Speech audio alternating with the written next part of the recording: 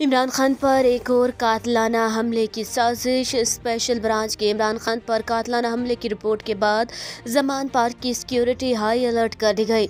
Media reports के मुताबिक इमरान खान की रिहाइश का जमान पार्क के बाहर मामूल से हटकर पुलिस की इजाफी नफरी तैनात कर दी गई है। चेयरमैन तहरीक इंसाफ की रिहाइश गाह के बाहर स्पेशल ब्रांच और पुलिस हुकाम भी मौजूद हैं, जबकि रिहाइश गाह की जानिब गैर मुतल्लका गाड़ियों और अफराद के जाने पर भी पाबंदी आयद कर दी गई है। साबिक वज़ीर आज़म की रिहाइशगाह के इर्द गिर्द सिक्योरिटी के खुफिया आलात भी नस्ब कर दिए गए हैं और तहरीक इंसाफ के रहनुमा और सूबाई वुज़रा की आमद दी गई लिस्ट से मशरूत है।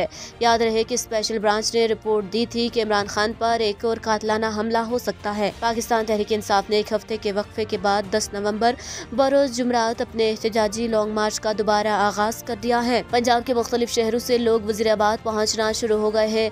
लॉन्ग मार्च ने इसी मकाम से दारुल हुकूमत इस्लामाबाद के लिए अपने सफर का दोबारा आगाज कर दिया है, जहां 3 नवंबर को इमरान खान के कंटेनर पर फायरिंग के बाद इस मार्च को मुअत्तल कर दिया गया था। इमरान खान की जगह इस लॉन्ग मार्च की क़यादत फिलहाल पीटीआई के वाइस चेयरमैन शाह महमूद कुरैशी कर रहे हैं। बुध की रात लाहौर में सहाफ़ियों को लॉन्ग मार्च के इंतजामात के बारे में ब्रीफिंग देते हुए शाह महमूद कुरैशी का कहना था कि सच्ची बात तो ये है कि हम इस लॉन्ग मार्च की सेफ्टी और सिक्योरिटी के लिए खुदा की तरफ देख रहे हैं।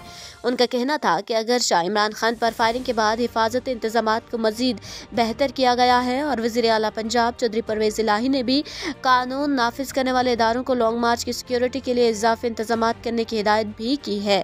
उन्होंने कहा, लेकिन हम सब जानते हैं कि VVIP शख्सियात के लिए सिक्योरिटी के जितने भी इंतजामात कर लें सुकम रह ही जाते हैं।